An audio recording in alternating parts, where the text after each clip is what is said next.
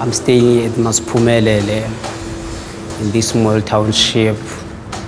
There is a lot of things that are happening in our areas. 1 week ago, there was a huge fire.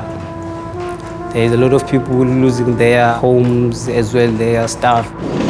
Yeah, I was lucky to survive.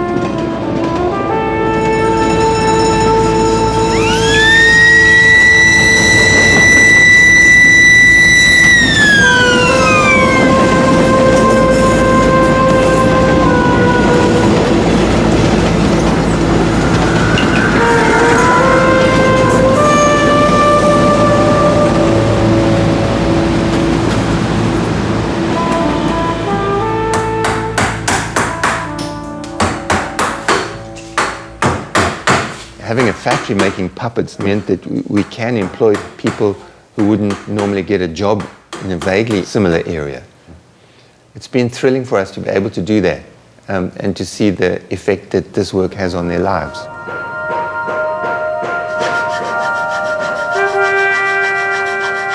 People come into the company as apprentices and become real craftspeople. That's special for us, and that's a very positive consequence of Warhorse.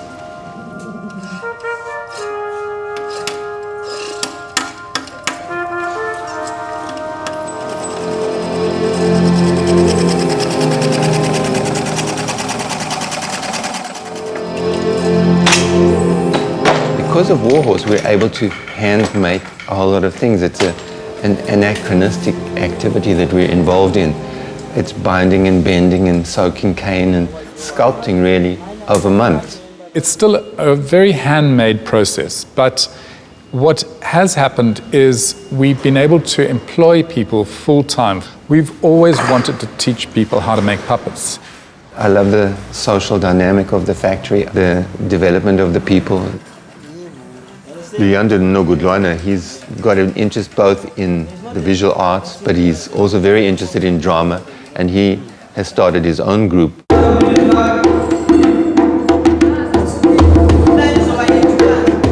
The reason I'm trying to make the puppets, I also try to keep the youth busy because there's a lot of drugs, as well the alcohol. I started to be involved with the puppet at Handspring in 2009. It was my first time to see the puppets, and I was so excited.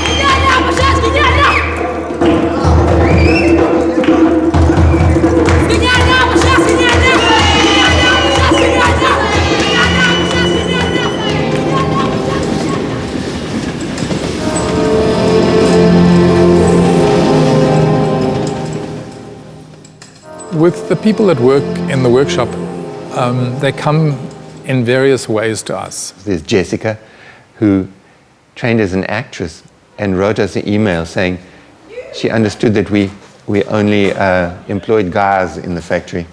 And she said she'd been told by friends of hers that she walked like a man. So we thought, okay, she's in. There's Tace, who developed the cane technology that we use in the horses.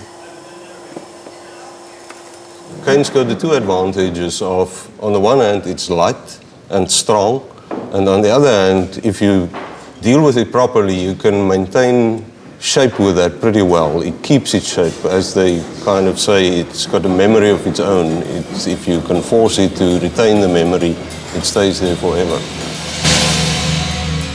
Once the ribs are fitted onto the aluminium frame, they need to be spaced in accordance with the design. The shape of the horse is pretty much captured in the setting up of the ribs.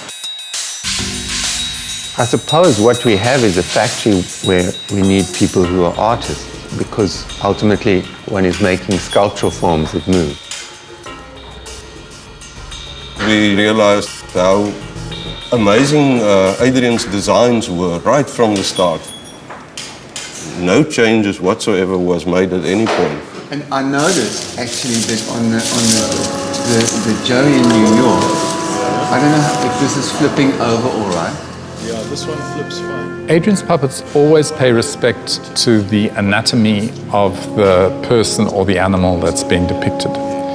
But if you look at them, there's actually quite a large degree of abstraction involved. The degree of abstraction of the horses is out of necessity, really. It's to make a light, flexible figure that encases the necessary manipulators and movement that the horse needs. Adrian knew very little about horses when he started out. He went to museums. He certainly studied horses in stables and on farms, read books, watched videos, spoke to people. He became an expert. The ear, I mean, he's paying attention now because it's kind of half turned. That's focusing his gaze. Yes. It's almost as if he's looking with his ears. Yeah. I looked at Muybridge's horse galloping, and what's amazing about it is that in the middle of the 19th century he was recording a whole range of useful movements and breaking it down into segments. Making a set of horses for a production is painstaking work.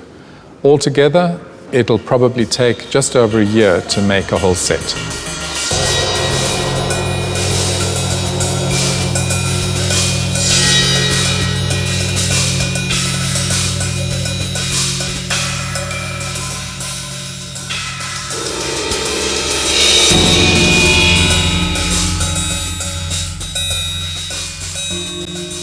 The person inside steers the foot with this solid broomstick control, and underneath this lever pulls that string and attaches to the lower shin there and pulls the lower part of the leg up, and at the same time these tendons passively pull the hoof up as well. This whole area of the head control, it's got 3 levers. This one, the big one, makes the head go up and down. So you can manipulate the head also with the whole rod or with that lever. And the 2 small levers here moves the ears. The ears are a very important emotional indicator and thought indicator of the horse. You've got a dual function here. You can both move the back leg and with your same hand do the tail. So you walk the back legs rather like this, and you can be flexing the tail as you go.